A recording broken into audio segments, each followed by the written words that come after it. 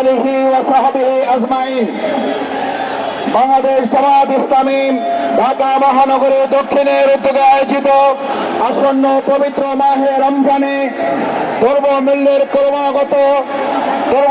ঊর্ধ্বগতির প্রতিবাদে পবিত্র মাহে রমজানের পবিত্রতা রক্ষার দাবিতে আজকের এই বিক্ষোভ মিছিল পূর্ব সমাবেশে উপস্থিত বাংলাদেশ জামাত ইসলামী কেন্দ্রীয় নির্বাহী পরিষদের অন্যতম সদস্য ঢাকা মহানগরী দক্ষিণের সংগ্রামী আমির জননেতা জনাব নুরুল ইসলাম বুলবুল, উপস্থিত বাংলাদেশ জামাত ইসলামী ঢাকা মহানগরী দক্ষিণের সংগ্রামী নেতৃবৃন্দ, সম্মানিত জামাত ইসলামী ইসলামী ছাত্র শিবিরের ভাইয়েরা, উপস্থিত সংগ্রামী তৌহিদে মুসলিম ভাইয়েরা, আসসালামু আলাইকুম ওয়া রাহমাতুল্লাহি ওয়া বারাকাতুহু।